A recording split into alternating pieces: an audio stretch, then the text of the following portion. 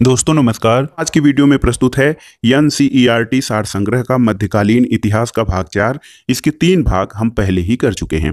दोस्तों ये video civil सेवा परीक्षा, विभिन्न राज्यों की राज्य सेवा परीक्षा जैसे UP PCS, Bihar PCS, MP PCS आदि के लिए बहुत ही महत्वपूर्ण है।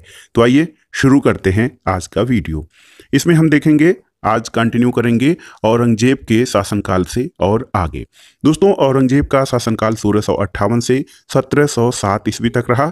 इससे संबंधित जो महत्वपूर्ण प्रश्न बनते हैं आइए देखते हैं। शासक बनने से पूर्व औरंगजेब कहाँ का सूबेदार था? तो दक्कन का सूबेदार था औरंगजेब शासक बनने से पूर्व। वर्ष 1658 में सामूगढ़ का युद्ध किन के मध्य हुआ था? औरंगजेब और दारा सिकोह के मध्य हुआ था सामूगढ़ का युद्ध। मुगल सेना में सर्वाधिक हिंदू सेनापति किस बादशाह के शासनकाल के अंतर्गत थे? तो औरंगजेब के समय सबसे अधिक हिंदू सेनापति थे। 1707 ईस्वी में औरंगजेब की मृत्यु होने के बाद कौन सम्राट बना था? बहादुर शाह प्रथम। 1707 ईस्वी में औरंगजेब की मृत्यु होने के पश्चात बहादुर शाह प्रथम सम्राट बना था। ईस्ट इंडिया कंपनी के किस अंग्रेज गवर्नर को औरंगजेब द्वारा भारत से निष्कासित किया गया था? Sir John child. Sir John child को ईस्ट इंडिया कंपनी का जो कि अंग्रेज गवर्नर था, इसको औरंगजेब द्वारा भारत से निष्कासित कर दिया गया था। बीबी के मकबरे का निर्माण किसने करवाया था? औरंगजेब ने बीबी के मकबरे का निर्माण करवाया था। किस मुगल शाहजादे ने श्रीनगर गढ़वाल राज्य में आश्रय लिया था? तो सुलेमान सिकोह ने जो है श्रीनगर, जो कि गढ़वाल राज्य के अंतर्गत था, वहां पर आश्रय लिया था। अगला प्रश्न है, किस मुगल बादशाह को जिंदा पीर कहा जाता है? औरंगजेब को। और औरंगजेब ने बीजापुर की विजय किस वर्ष की थी? 1686 में। 1665 ईस्वी में शिवाजी के किस मुगल सेनापति के साथ पुरंदर की संधि पर हस्ताक्षर किया गया था? तो शिवाजी और जय सिंह के बीच पुरंदर की संधि पर 1665 में हस्ताक्षर हुए थे। जय सिंह जो थे वो मुगल सेनापति थे। यहां पर देखिए, मुगल कालीन भू राजस्व प्रणाली खेत बटाई। खेत बटाई जो था उसमें खेत में ही अनाज का बंटवारा कर दिया जाता था। लंक बटाई, इसमें अनाज को खलिहान से लाकर बिना भूसा निकाले बटाई की जाती थी। रास बटाई जो था वो अनाज से भूसा निकालकर बटाई की जाती थी। अगला प्रश्न देखते हैं दोस्तों। अगला प्रश्न शासक और उनके वजीर तथा वकीलों से संबंधित है। बाबर के वजीर मेहदी ख्वाजा थे। हुमायूं के निजामुद्दीन अहमद और हिंदू बेग। अकबर के वजीर जो थे बैरम खां, जो कि अकबर के शासनकाल में सबसे अधिक शक्तिशाली थे। जहांगीर के वजीर कोई नहीं थे, यह पद रिक्त था और शाहजहां के समय में यह पद समाप्त हो गया था। जजिया कर किस मुगल शासक के काल में पुनः लगाया गया था? तो औरंगजेब के शासनकाल में। औरंगजेब ने जोधपुर के शासक जसवंत सिंह को 1658 ईस्वी के धर्मत के युद्ध में पराजित किया था। धर्मत किस राज्य में स्थित है? तो ये मध्य प्रदेश उज्जैन के पास स्थित है। किस मुगल बादशाह का राज्याभिषेक 2 बार हुआ था? तो ये औरंगजेब था जिसका राज्याभिषेक 2 बार हुआ था। औरंगजेब द्वारा चलाए गए जिहाद का अर्थ क्या था? ये था दारुल इस्लामी। औरंगजेब द्वारा चलाए गए जिहाद का अर्थ दारुल इस्लामी था। औरंगजेब के काल में बुंदेला सरदार छत्रसाल ने विद्रोह किया था और इसके काल में सतनामी विद्रोह भी हुआ था। किस मकबरे को द्वितीय ताजमहल कहा जाता है? रबिया उद दौरानी का मकबरा, इसको द्वितीय ताजमहल या ताजमहल का खराब नमूना कहा जाता है। औरंगजेब ने रबिया उद दौरानी का मकबरा यानी बीवी का मकबरा औरंगाबाद महाराष्ट्र में बनवाया। इसे ताजमहल की फूहड़ नकल भी कहा जाता है। अगला प्रश्न है, दिल्ली के लाल किले में स्थित मोती मस्जिद का निर्माण किसने करवाया था? औरंगजेब ने। और औरंगजेब ने दक्षिण में किन 2 राज्यों को विजित किया था? ये 2 महत्वपूर्ण राज्य थे, बीजापुर और गोलकुंडा। इनको औरंगजेब ने विजित किया था। यहाँ पर आइए देखते हैं मुगलकालीन सूबों की संख्या। इसमें शासक का नाम, सूबों की संख्या और नए जुड़े सूबे। तो अकबर के समय में सूबों की संख्या 12 थी, आईने अकबरी में वर्णित है। लेकिन 3 जो नए सूबे थे वो जोड़े गए। ये 3 नए सूबे थे बरार, खानदेश और अहमदनगर। जहांगीर के समय में 15 सूबे थे, कांगड़ा को जीतकर लाहौर सूबे में मिलाया गया था। और शाहजहां के समय में कुल सूबों की संख्या 18 थी। 3 नए सूबे जोड़े गए थे, कश्मीर, थट्टा और उड़ीसा। औरंगजेब के समय में 20 अथवा 21 सूबे थे। इसमें से जो 2 नए सूबे थे ये नए जोड़े गए थे, बीजापुर 1686 में और गोलकुंडा 1687 में। अगला प्रश्न है, औरंगजेब ने हिंदू त्योहारों को सार्वजनिक रूप से मनाए जाने पर और सार्वजनिक नृत्य तथा संगीत पर प्रतिबंध लगा दिया था। अब आइए देखते हैं मुगल कालीन जो राजनीतिक व्यवस्था थी उसके बाद मुगल कालीन प्रशासन के संबंध में किस शासक ने राम सीता की आकृतियों वाले रामसीय देवनागरी लेख से युक्त सिक्के चलवाए थे? अकबर ने। मुगल शासन में प्रचलित तांबे का सिक्का क्या कहलाता था? ये दाम कहलाता था। मुगल प्रशासन के अंतर्गत जिले को किस नाम से जाना जाता था? तो दोस्तों मुगल प्रशासन में जिले को सरकार के नाम से जाना जाता था। मध्यकाल में बटाई शब्द का अर्थ क्या होता था?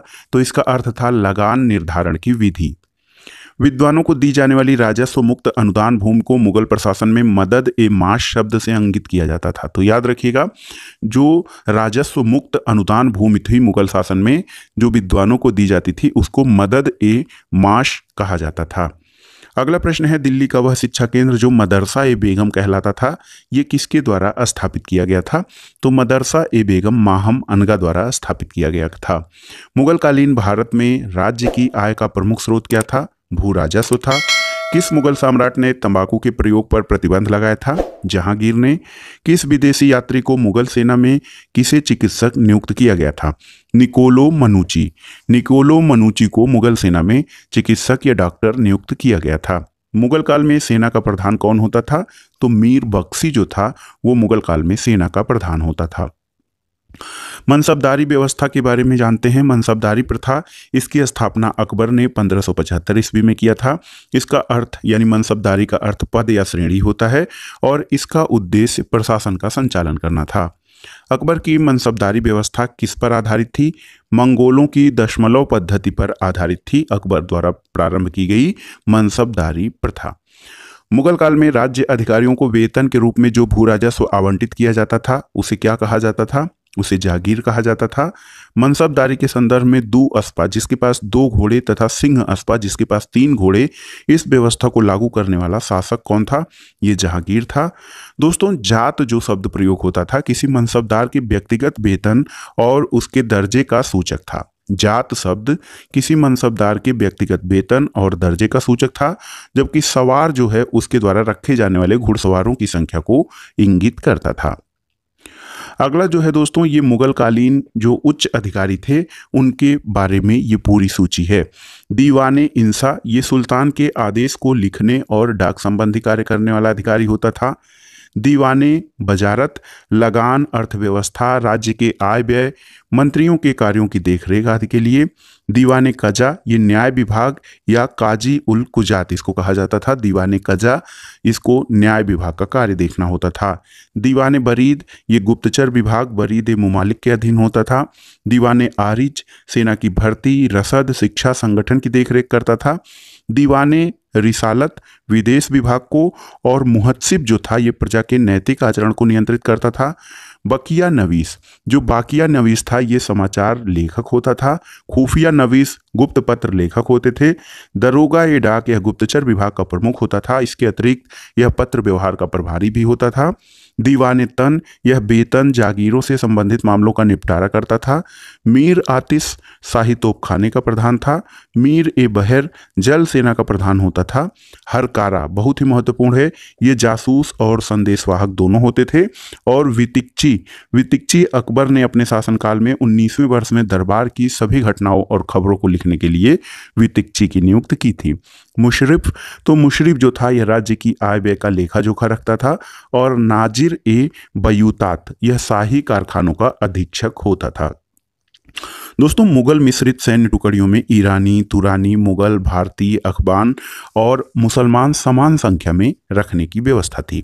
मुगलों की जो मिश्रित सैन्य टुकड़ियां थीं उसमें ईरानी, तुरानी, मुगल, भारतीय, अफगान और मुसलमान ये समान संख्या में रखने की व्यवस्था थी। मुगलकालीन प्रशासन के बाद आइए देखते हैं मुगल कालीन स्थापत्य, संगीत और चित्रकला तथा साहित्य संबंधी प्रश्न। अनवर ए सुहेली नामक ग्रंथ किस ग्रंथ का अनुवाद है? तो अनवर ए सुहेली जो है वो पंचतंत्र का ये अनुवाद है। मुगल काल में प्रचलित राजभाषा कौन थी? तो राजभाषा मुगलकालीन फारसी थी। औरंगजेब कौन सा वाद्य यंत्र बजाने में कुशल था? बीड़ा बजाने में औरंगजेब को कुशलता हासिल थी। दोस्तों बाबर की पुत्री गुलबदन बेगम ने हुमायूं नामा नामक पुस्तक की रचना की थी। और मुगल काल के अनेक ऐतिहासिक विवरण लिखे थे। बाबर की पुत्री थी गुलबदन बेगम। उत्तरी भारत को में किसको आधुनिक संगीत का अग्रदूत कहा जाता है? मोहम्मद रिजा खां। मोहम्मद रिजा खां को उत्तरी भारत में आधुनिक संगीत का अग्रदूत कहा जाता है। दास्ताने अमीर हमजा का चित्रांकन किसके द्वारा किया गया था? अब्दुस समद द्वारा। और यहाँ पर देखिए कुछ शासक और उनके राजकवि हैं। मुल्ला गजाली मसदरी, ये अकबर का राजकवि थे। तालिब अमूली जहांगीर के, अबू तालिब कलीम शाहजहां के, और कादिशी जो थे ये भी शाहजहां के राजकवि थे। मुगल चित्रकला की सबसे महत्वपूर्ण कृति कौन सी है? ये है हज़्मनामा। मुगल चित्रकला की सबसे महत्वपूर्ण कृति है। नस्तलिक क्या है? तो दोस्तों नस्तलिक एक प्रकार की फारसी लिपि थी जो मध्यकालीन भारत में प्रयोग की जाती थी। मुगल चित्रकला शैली का प्रारंभ किस शासक के समय में हुआ था? कई बार परीक्षाओं में आया है। तो दोस्तों मुगल चित्रकला शैली का प्रारंभ हुमायूं के शासनकाल में हुआ था, और जो चित्रकला की शैली या चित्रकला का स्वर्ण काल है ये जहांगीर का शासनकाल माना जाता है। मुगल काल में जिस मदरसे ने मुस्लिम न्यायशास्त्र की पढ़ाई में विशिष्टता प्राप्त की थी वह कहाँ स्थित था? वो लखनऊ में स्थित था। दोस्तों शाहजहां के शासनकाल में मस्जिद निर्माण कला अपनी पराकाष्ठा पर पहुंच गई थी। तो मस्जिद निर्माण कला शाहजहां के शासनकाल में अपनी पराकाष्ठा या चरम पर थी। इसके दो उत्कृष्ट उदाहरणों में पहली आगरा किले की मोती मस्जिद जो ताजमहल की तरह संगमरमर की बनी हुई है, और दूसरी लाल बलुआ पत्थर से बनी दिल्ली की जामा मस्जिद है जिसमें एक विशालकाय दरवाजा, ऊंची पतली मीनारें और अनेक गुंबद इस मस्जिद की मुख्य विशेषताएं हैं। यहाँ पर आइए मुगलकालीन स्थापत्य के प्रमुख उदाहरण। तो ये देखिए शेरशाह का मकबरा सासाराम बिहार में है, इसको शेरशाह ने बनवाया था। हुमायूं का मकबरा दिल्ली में है, हाजी बेगम इस शासक ने बनवाया था। जहांगीरी महल फतेहपुर सीकरी में अकबर के शासनकाल में बना था। जहांगीर महल आगरा में अकबर ने बनवाया था। अकबरी महल आगरा में है, अकबर द्वारा बनवाया गया था। आगरा का किला आगरा में अकबर द्वारा। दीवाने आम फतेहपुर सीकरी में अकबर के द्वारा। दीवाने खास ये भी फतेहपुर सीकरी में है, अकबर द्वारा बनवाया गया था। पंचमहल या हवा महल फतेहपुर सीकरी में है, अकबर द्वारा। और मरियम महल फतेहपुर सीकरी में अकबर के शासनकाल में निर्मित किया गया था। जामा मस्जिद फतेहपुर सीकरी में अकबर द्वारा बनवाया गया था। तुर्की सुल्तान का महल ये भी फतेहपुर सीकरी में अकबर के शासनकाल में निर्मित किया गया था। बुलंद दरवाज़ा फतेहपुर सीकरी में अकबर के शासनकाल में। और अकबर का मकबरा सिकंदरा में स्थित है, ये जहांगीर द्वारा बनवाया गया था। एतमादुल्ला का मकबरा आगरा में नूरजहां द्वारा। जहांगीर का मकबरा शहादरा लाहौर में है, नूरजहां द्वारा। दीवाने खास आगरा में शाहजहां द्वारा। दीवाने आम आगरा में ही है जो कि शाहजहां द्वारा। शीश महल, खास महल, नगीना मस्जिद, जामा मस्जिद और मच्छी भवन। ये देखिए शीश महल, खास महल, नगीना मस्जिद, जामा मस्जिद और मच्छी भवन ये सभी आगरा में स्थित हैं और शाहजहां के द्वारा निर्मित कराए गए थे। इसके अलावा लाल किला दिल्ली में स्थित है, शाहजहां द्वारा। मोती मस्जिद आगरा में है, शाहजहां द्वारा इसका निर्माण करवाया गया था। जहानाबाद दिल्ली में शाहजहां द्वारा निर्मित शहर है। और जामा मस्जिद, दीवाने आम और दीवाने खास जो है ये शाहजहां द्वारा निर्मित जो है मुगल स्थापत्य के प्रमुख नमूने हैं। इसका जो है जामा मस्जिद, दीवाने आम और दीवाने खास दिल्ली में स्थित हैं। हुमायूं का मकबरा, दोस्तों हुमायूं का मकबरा दिल्ली में पहली बार चारबाग पद्धति का प्रयोग करते हुए तथा दोहरे गुंबद का निर्माण करते हुए बनवाया गया था। हुमायूं का मकबरा दिल्ली में है, इसमें सबसे पहली बार चारबाग पद्धति का प्रयोग और दोहरे गुंबद का निर्माण कराया गया था। मुगलकालीन साहित्य के बारे में आइए देखते हैं। रामायण का फारसी भाषा में अनुवाद बदायूनी द्वारा किया गया था। भगवत गीता का फारसी में अनुवाद राजा टोडरमल के द्वारा। योग वशिष्ठ का फारसी में अनुवाद दारासिकोह के द्वारा। अथर्ववेद का फारसी में अनुवाद सरहिंदी द्वारा। पंचतंत्र का अनुवाद फारसी में दोस्तों मौलाना शाह मोहम्मद साहबादी द्वारा। लीलावती भास्कराचार्य द्वारा लिखित गणित का ग्रंथ है, इसका फारसी में अनुवाद फैजी द्वारा किया गया था। और कालिया दमन अबुल फजल द्वारा फारसी में इसका अनुवाद किया गया था। 52 उपनिषद फारसी में दारासिकोह द्वारा। और अकबर नामा का फारसी में अनुवाद अबुल फजल द्वारा किया गया था। बाबर नामा फारसी में है, ये अब्दुल रहीम खान ने खाना बाबर नामा। हुमायूं नामा की रचना गुलबदन बेगम ने की है। और इसके अलावा तुझके बाबरी, ये बाबर नामा, इसको तुर्की भाषा में बाबर ने इसकी रचना की थी। तुजुके जहांगीरी फारसी में जहांगीर, मौतमिद खां और मोहम्मद हादी तीनों ने इसका जो है प्रणयन किया था। मुंतखब उल तवारीख फारसी में अब्दुल कादिर बदायूनी द्वारा लिखा गया था। इकबाल नामा जहांगीरी फारसी में मोतमिंद खां और बख्शी द्वारा तथा माआसिर जहांगीरी ख्वाजा कामगार द्वारा जो है लिखा गया था। तबकाते अकबरी निजामुद्दीन अहमद, शाहजहांनामा इनायत खां, नुस्खा ए दिलकुशा खफ़ी खां द्वारा और आलमगीर नामा ये मिर्जा मोहम्मद कासिम द्वारा रचित है। मुआसिर ए आलमगीरी फारसी भाषा में साकी मुस्तैक खां द्वारा ये लिखा गया और फतवा ए आलमगीरी फारसी भाषा में शेख निजामुद्दीन अहमद द्वारा तथा पादशाह नामा की रचना मोहम्मद अमीन द्वारा की गई थी। अगला प्रश्न है, मुगल काल का एकमात्र गुंबद विहीन मकबरा कौन सा है? तो ये है अकबर का मकबरा। दोस्तों, जहांगीर के शासनकाल के अंतिम वर्षों में केवल संगमरमर की इमारतें बनवाने और दीवारों को अर्ध मूल्यवान पत्थरों से बनी फूल पत्तियों की आकृतियों से सजाने का चलन आरंभ हुआ था। और सजावट की इस पद्धति को क्या कहा जाता था? तो सजावट की इस पद्धति को पित्रदुरा कहा जाता था।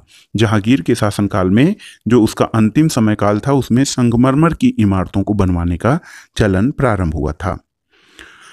अगला है दोस्तों हुमायूं का मकबरा। इससे संबंधित महत्वपूर्ण जो है प्रश्न।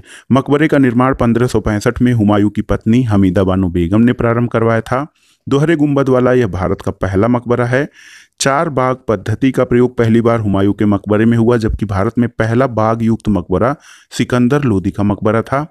इस मकबरे को जो हुमायूं का मकबरा है इसको ताजमहल का पूर्वगामी कहा जाता है। और हुमायूं के मकबरे में दफनाए गए मुगल घराने के लोगों में हाजी बेगम, हमीदा बानो बेगम, हुमायूं की छोटी बेगम, दारा शिकोह, जहांदार शाह फर्रुखसियर, रफ़ी उद दर्जात और आलमगीर द्वितीय प्रमुख हैं। दिल्ली के अंतिम मुगल बादशाह बहादुर शाह जफर और उसके 3 शहजादों को अंग्रेज लेफ्टिनेंट हडसन ने 1857 में हुमायूं के मकबरे से गिरफ्तार किया था। अगला प्रश्न है, जहांगीर के शासनकाल में प्रसिद्ध चित्रकार मंसूर को किस उपाधि से सम्मानित किया गया था? नादिर उल उम्र, नादिर उल उस्र नामक जो है उपाधि से सम्मानित किया गया था चित्रकार मंसूर को। प्रसिद्ध संगीतज्ञ तानसेन का मकबरा कहाँ स्थित है? ग्वालियर में। रामचंद्रिका और रसिक प्रिया की रचना किसने की है? केशव दास ने। फतेहपुर सीकरी का निर्माण लगभग 15 वर्षों में हुआ था। इसके महत्वपूर्ण भवन जो हैं वो खास महल, हवा महल, हिरन मीनार, दीवारे आम, दीवाने खास, जोधाबाई का महल, शेख सलीम चिश्ती का मकबरा, पंचमहल, बुलंद दरवाजा और बीरबल महल इत्यादि हैं। मुगल चित्रकारी किसके शासनकाल में अपनी पराकाष्ठा पर पहुंची थी? तो दोस्तों, मुगल चित्रकला की शुरुआत हुमायूं के शासनकाल में हुई थी और यह जहांगीर के शासनकाल में अपने चरम पर पहुंची थी। मुगल चित्रकला शैली में किन शैलियों का सम्मिश्रण है? तो भारतीय, ईरानी और फारसी शैलियों का मिश्रण मुगल चित्रकला शैली में है। पित्रादुरा तकनीक का प्रयोग किसके मकबरे में हुआ जो ईरानी शैली में निर्मित है? तो एतमादुद्दौला के मकबरे में सबसे पहले पित्रादुरा तकनीक का प्रयोग किया गया है। पहाड़ी school, Rajput school, Mughal school और कांगड़ा स्कूल ये चित्रकला की विभिन्न शैलियों को प्रदर्शित करते हैं। तो याद रखिएगा, चित्रकला की विभिन्न शैलियां हैं: पहाड़ी school, Rajput school, Mughal school और कांगड़ा स्कूल। दोस्तों, संस्कृत में अल्लोयनिषद नामक एक छोटे उपनिषद की रचना किसने करवाई थी? तो अल्लोयनिषद नामक एक उपनिषद की रचना अकबर ने करवाई थी। और देखिए, भारतीय शास्त्रीय संगीत का फारसी में सबसे अधिक पुस्तकों की रचना औरंगजेब के शासनकाल में हुई थी। यहाँ आपको याद रखने की जरूरत है कि औरंगजेब जो है वो संगीत और कला को प्रतिबंधित किया था, लेकिन भारतीय शास्त्रीय संगीत का फारसी में सबसे अधिक पुस्तकों की रचना औरंगजेब के शासनकाल में हुई थी। अब आइए देखते हैं मराठा राज्य संघ से संबंधित महत्वपूर्ण प्रश्न। यहाँ पर देखिए, मराठा राजवंश जो है वो सज्जन सिंह इसकी 5वीं पीढ़ी के थे। उग्रसेन उसके बाद उनके पुत्र हुए। उग्रसेन के 2 पुत्र थे, कर्ण सिंह और शुभकर्ण। कर्ण सिंह जो थे वो देवगिरी के यादव लाखू जी जाधव राव और शुभकर्ण इनके वंशज भोसले कहलाए थे। और देवगिरी के यादव लाखूजी जाधव राव की पुत्री जीजाबाई थी। इनका विवाह शाहजी भोसले से हुआ था। जीजाबाई शिवाजी की माता थी, शिवाजी प्रथम की, और जीजाबाई का विवाह शाहजी भोसले से हुआ था। और जो है बालाजी भोसले के पुत्र मालेजी थे। मालेजी के पुत्र शाहजी भोसले थे और संभाजी जो हैं शाहजी भोसले के बड़े भाई थे। और तुकाबाई महिये जो हैं ये माता थीं राजा राम की, और इनका विवाह शाहजी भोसले से हुआ था। तो यहाँ पर देखिए शाहजी भोसले के जो पुत्रों में शिवाजी प्रथम थे और राजा राम। तो यहाँ पर देखिए किस प्रकार से चरण चल रहा है। संभाजी और साहूजी शिवाजी के पुत्र थे। राजा राम की पत्नी का नाम ताराबाई था और इनके पुत्र शिवाजी द्वितीय थे। साहूजी महाराज एक स्वतंत्र शासक थे और जो है इनके उत्तरी भाग पे सतारा साहूजी शासन करते थे और दक्षिण में कोल्हापुर शिवाजी द्वितीय के पुत्र जो हैं वो राजा राम द्वितीय थे। तो ये मराठों का जो है ये वंश क्रम है। अगला प्रश्न है मोडी लिपि का प्रयोग किसके लेखों में किया जाता था? तो मराठों के लेखों में मोडी लिपि का प्रयोग किया जाता था। सरजामी प्रथा का संबंध किससे है? मराठा भू राजस्व प्रथा से। और मराठा साम्राज्य में शिवाजी के प्रशासन में मंत्रिपरिषद को किस नाम से जाना जाता था? तो ये था अष्टप्रधान। शिवाजी ने अपनी राजधानी कहाँ बनाई थी? रायगढ़ में शिवाजी ने अपनी राजधानी बनाई थी। तृतीय आंग्ल मराठा युद्ध में पेशवा ने किसके सामने आत्मसमर्पण किया था? जॉन मैल्कम के सामने तृतीय आंग्ल मराठा युद्ध में पेशवा ने समर्पण किया था। और पानीपत का तीसरा युद्ध बहुत ही महत्वपूर्ण है। ये युद्ध मराठा और अफगान शासक अहमद शाह अब्दाली के बीच 1761 में लड़ा गया था। इसमें मराठों की पराजय हुई थी। वर्ष 1700 से आगे मुगल साम्राज्य के विरुद्ध संघर्ष का नेतृत्व किस मराठा संरक्षिका ने किया था? ताराबाई ने। और संभाजी के पश्चात मराठा शासन को किसने सरल और कारगर बनाया? बालाजी विश्वनाथ ने। औरंगजेब की मृत्यु के समय मराठा नेतृत्व किसके हाथ में था? तो ताराबाई के हाथ में था मराठा नेतृत्व। ताराबाई जो थी ये राजा राम की पत्नी थी। अगला प्रश्न है शिवाजी ने मुगलों को किस युद्ध में हराया था? तो सालहर और या फिर सलहेर के युद्ध में शिवाजी ने मुगलों को हराया था। शिवाजी के अष्टप्रधान जो थे इनके बारे में आइए देखते हैं। मजूमदार, इनको आमात्य कहा जाता था, ये वित्त मंत्री होते थे। सुमंत या दबीर, विदेश विभाग और दरबारी शिष्टाचार के मंत्री। शुरू-नवीस या चिटनीस, पत्राचार विभाग का सचिव होता था। पेशवा या प्रधानमंत्री जो होता था ये अष्टप्रधान का प्रमुख होता था जो समस्त प्रशासन का निरीक्षण करता था। ये नागरिक और सैनिक मामलों का सर्वोच्च अधिकारी होता था। बाकिया नवेश मंत्री यह आधुनिक गृह मंत्री के समान था। न्यायाधीश न्याय विभाग को देखता था। सेनापति या सरे नौबत सेना का प्रधान होता था और पंडित राव धर्म और दान विभाग को देखता था। दोस्तों शिवाजी के अधीन जो अष्टप्रधान थे उसके सभी पद न तो अस्थायी थे और न ही वंशानुगत, बल्कि ये राजा की इच्छा पर्यंत कार्य करते थे। अब आइए देखते हैं मध्यकालीन भारत से संबंधित कुछ विविध प्रश्न। मयूर सिंहासन पर बैठने वाला अंतिम मुगल बादशाह कौन था? ये मोहम्मद शाह रंगीला था। अंग्रेजों को बंगाल में शुल्क मुक्त व्यापार की सुविधा किस मुगल सम्राट ने दी थी? फर्रुखसियर ने। और कश्मीर के शासक जैनुल आबदीन ने सर्वप्रथम जजिया कर किस समाप्त किया था? और जैनुल आबदीन को कश्मीर का अकबर भी कहा जाता है। किस शासक को भारत का सिराज कहा जाता है? तो दोस्तों जो जौनपुर था, जौनपुर को भारतीय इतिहास में भारत का सिराज कहा जाता था। अगला प्रश्न है सिर्रे अकबर या महान रहस्य की रचना किसने की थी? दारा शिकोह ने। और हैदराबाद के स्वतंत्र राज्य का संस्थापक कौन था? चिनकिलिच खां। चिनकिलिच खां हैदराबाद के स्वतंत्र राज्य का संस्थापक था। नादिर शाह के आक्रमण के समय मुगल शासक कौन था? मोहम्मद शाह। और मोहम्मद शाह के शासनकाल में हिजड़ों और महिलाओं के एक वर्ग का राजकाज में सर्वाधिक प्रभुत्व होता था। तो यदि प्रश्न आता है हिजड़ों और महिलाओं के एक वर्ग का राजकाज में सर्वाधिक प्रभुत्व था तो मोहम्मद शाह के शासनकाल में। बहमनी राज्य की स्थापना किसने की थी? हसन गंगू ने 1347 ईस्वी में बहमनी राज्य की स्थापना की थी। मुगल काल में किस बंदरगाह को बाब उल मक्का यानी मक्का द्वार कहा जाता था? सूरत बंदरगाह को। हितोपदेश का फारसी अनुवाद किसने किया था?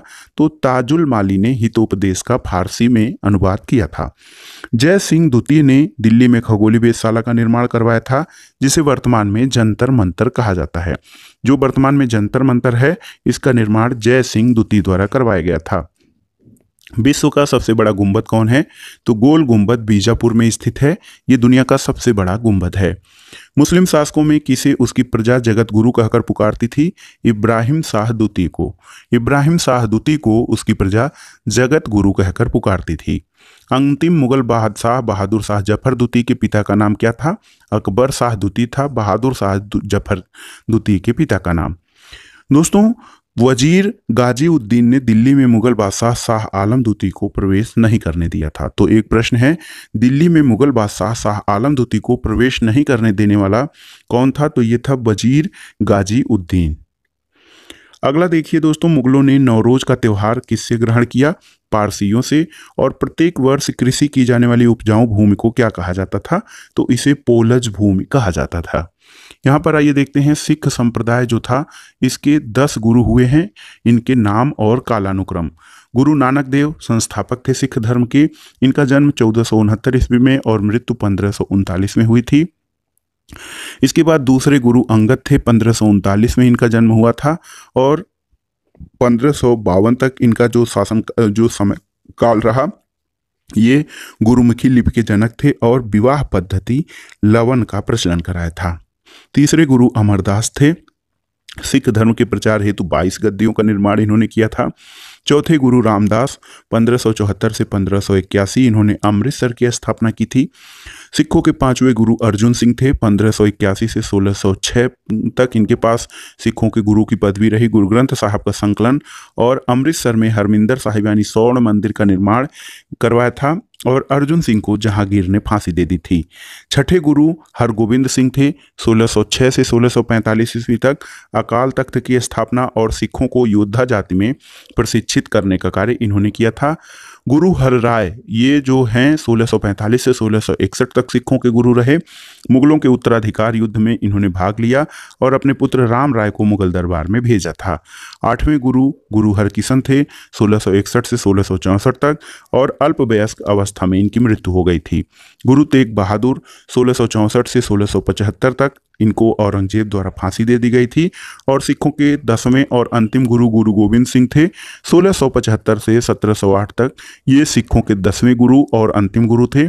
इनका जन्म पटना में 1666 ईस्वी में हुआ था। इन्होंने खालसा पंथ की स्थापना की थी और सिखों के लिए 5 ककार यानी केस, कंघा, कृपाण, कच्छा और कड़ा इन्होंने अनिवार्य किया था और गुरु पद की इन्होंने समाप्ति कर दी तथा गुरु ग्रंथ साहब को ही गुरु घोषित किया था।